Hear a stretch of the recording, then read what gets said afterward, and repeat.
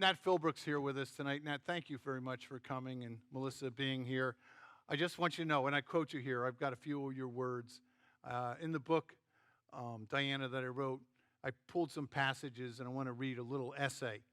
And from the museum, James sent me some pictures about 2 weeks ago, the random 150 pictures that are in the archives here, and I'm scratching my head. Well, what do I do with these things? Well, just use them in your lecture if you want. So I went through, and I found so many very cool shots. So I put this little slideshow together. I got some music here, courtesy of Aaron Copeland, and here's my little my essay on what sailing is all about here on Nantucket. So I hope you enjoy it.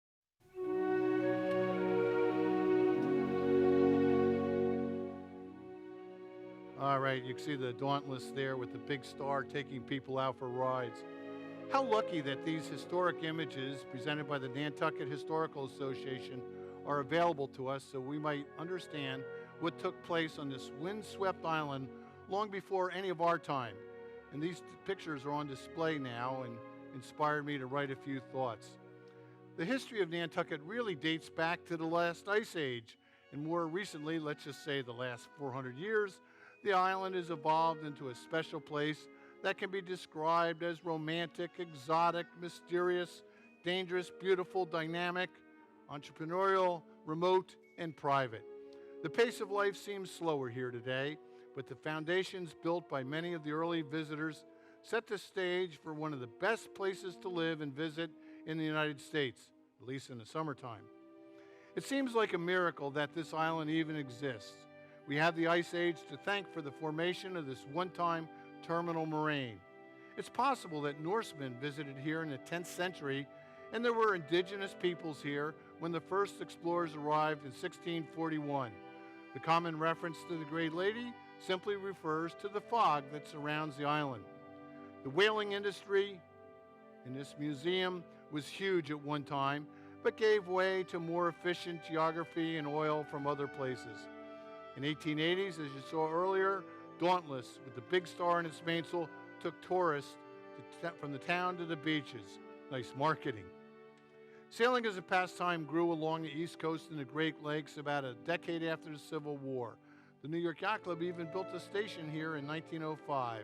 Nantucket had been discovered, and sailing has been vibrant ever since.